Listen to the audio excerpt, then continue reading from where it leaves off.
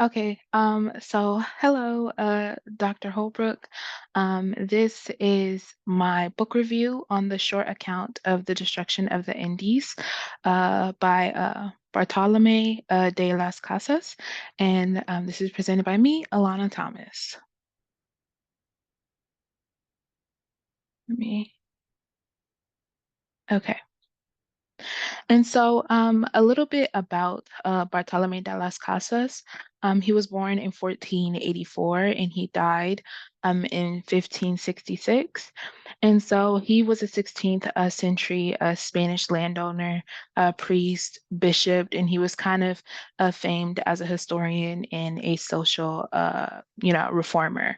And so Bartolomé de las Casas, he brings to life kind of the account of in this kind of body of work. He brings to life the account of kind of the horrendous actions of the Spanish colonizers and kind of the ongoing destruction that they put Native people through throughout the 1500s. And so he wrote a short account of the destruction of the Indies, really as a plea to the royal, highness, the priests, and then also to try to get this account to the Majesty, the King, to understand what was happening kind of in his name, and kind of in the religion of Christianity, and kind of to stop these travesties from continuing on. And so in the prologue and also the preface, Bartolome de las Casas, he kind of starts the book off by addressing the king in an open letter, about kind of why he is writing this account and what he hopes to happen. And then he also goes on to kind of describe the native people of the Indies so that the king kind of got, a very clear understanding of the type of people that were being murdered and massacred during this time in the New World. And so some of the things that he stated about them with that they were some of the simplest people in the world, and also how they would be the most blessed people on earth if they were given the chance to convert to Christianity. He also adds that they were non-confrontational people and they often welcomed the Spaniards before they became aggressive, with taking their food and everything that they had and their gold, in their resources, and then also becoming violent with them. And so Bartolome de las Casas, takes this opportunity to really establish and set the scene of how the native people in the Indies were, before the kind of travesties started. And so in the first chapter is um, Hispaniola. I hope I said that right.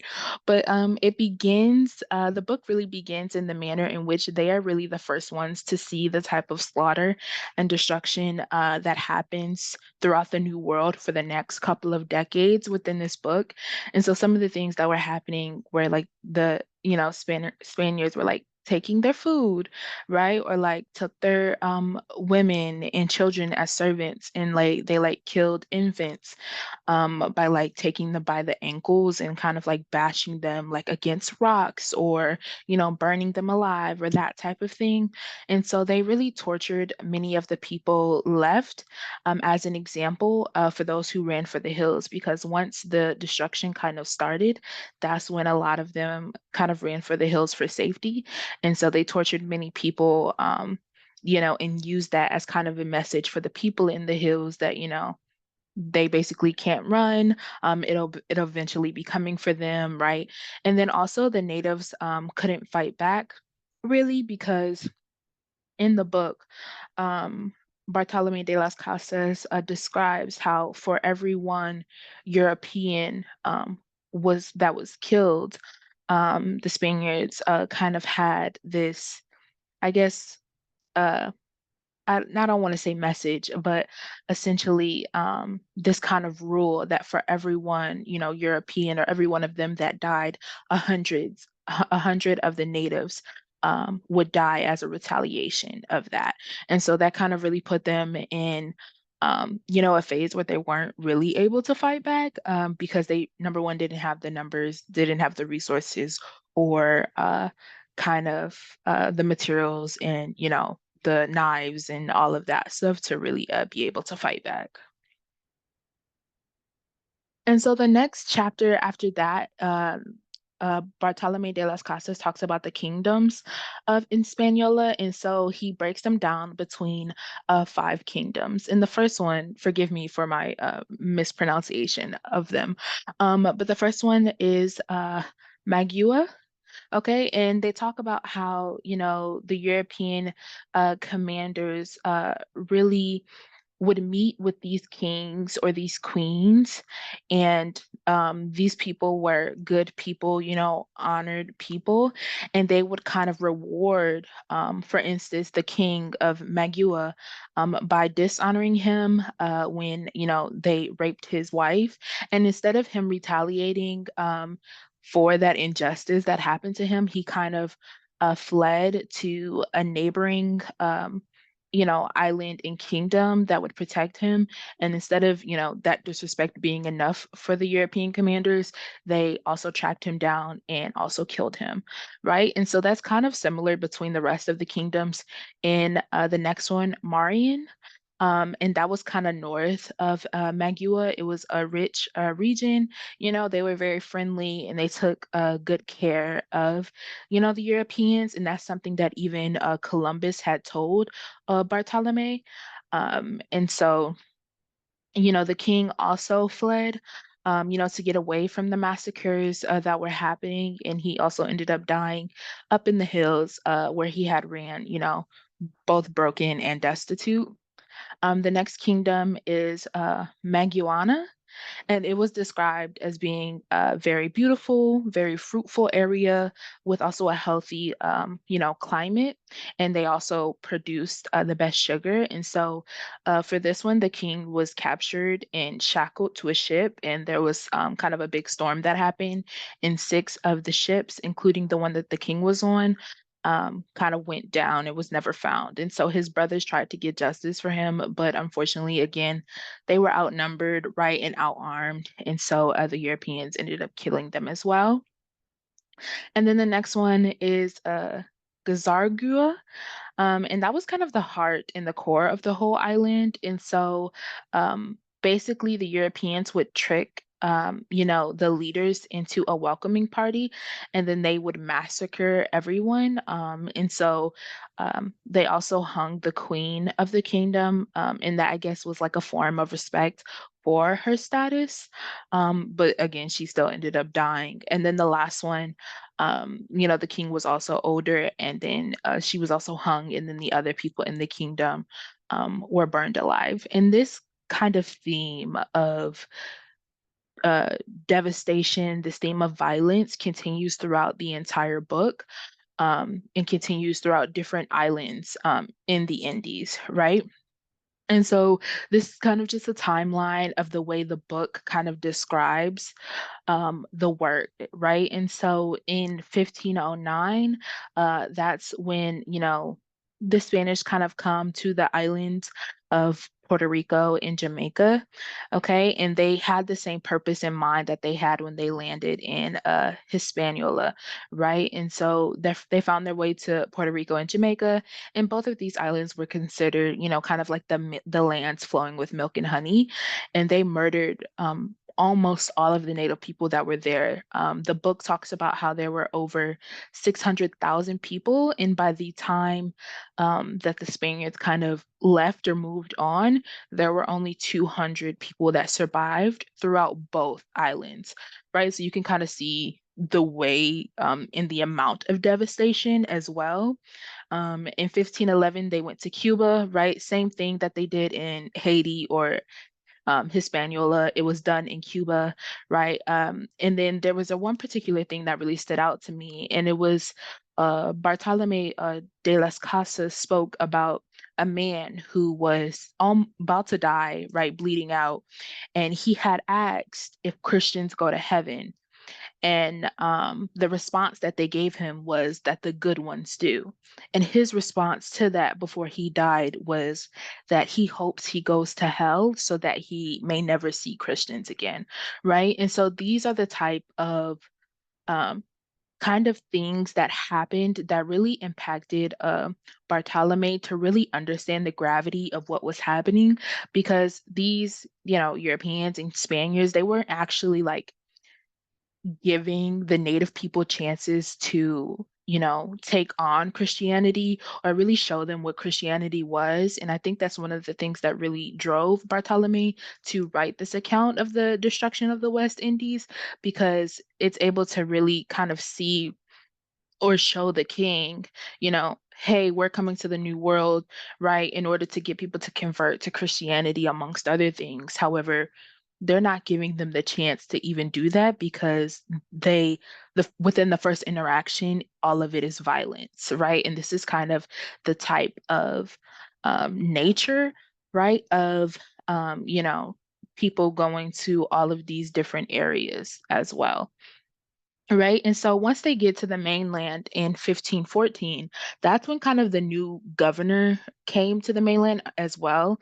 And so things were already worse, but then once the new governor came, right, him and his men, and the name slipped me. I had it right there, but the governor and his men came and they started thinking of like newer ways to kind of torment the native population, right? Whole new techniques of torture in order to kind of force them to reveal the whereabouts of their gold and kind of hand it over, right? And so these things continue in New Spain, right? It continues in the province of Nicaragua, right? As well as the kingdom of Guatemala and so on and so forth, right? And so again, Bartolome de las Casas is very graphic in his writing, and I think the purpose of that is really to again get the high priest and the king to understand the gravity of what was happening kind of during these decades in time as well. And so the impact of this work is despite all of this tragedy, Bartolome de las Casas still had hope for the future and the ability for the King of Spain to really turn things around once he learned about what was happening in the New World. And eventually the king did take action. However, because the destruction and the tyranny and all of these things had been happening over decades, the lifestyle of the Spanish colonizers, it had been kind of their source of power. And so they did not want to give it up and they wouldn't, as easily. And so like places like Peru really still dealt with terrible actions of the colonizers. And so in that kind of bubble that they're in the world that they're in the new world, and with them traveling, right, the king was not really strong enough to kind of stop these injustices from happening anymore because they had been, like I said, been in place for decades. And so this body of work is really important because it is kind of one of the first, in this instance, graphic and firsthand accounts of what was happening in the New World from the point of view of technically the colonizer, despite the fact that Bartolome de las Casas was, a priest and was there to get them to convert to Christianity and conform to Christianity, right? There is also one cannot discount, I guess, his role in being in that position, right? And kind of during that time in the New World. And so, my personal takeaways and opinions of this book is that number one, it really gives a sobering account of the devastations that Native people went through. And so, I felt this book was um, really vivid, including the discussion of the Indies and the Caribbean as a whole. I also found it extremely hard to read because, it vividly describes the death of people being burned alive, attacked by dogs, right? The kind of brutal death of children and mothers, the massacre of thousands and thousands of people, whether that was being attacked or even being worked to death and starved as enslavement. And that's also something that was happening during this time. And the slaves that they kept, were dying very fastly. because of, the type of things that was happening and the lack of care that was going into them and the dehumanizing of the Native people. But one thing I can appreciate about this work is how Bartolomé de las Casas kind of speaks truth to power, um, and kind of seeks the truth of the lives lost during this time, right? And so that is something that I am able to kind of appreciate in the manner in which he was, whether he was innocent in this situation or not, which is something that I also talked about, I think, in my discussion post in this particular module.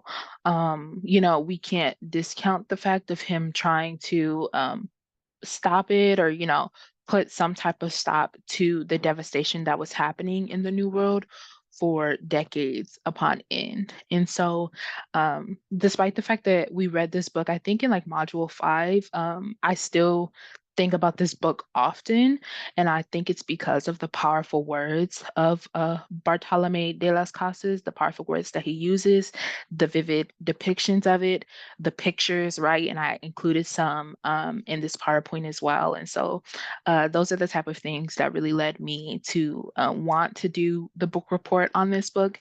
And then also still thinking about, as we continue to talk about the history of the Caribbean, me still coming back to this book. So that's it. Thank you so much for listening. And yeah, bye bye.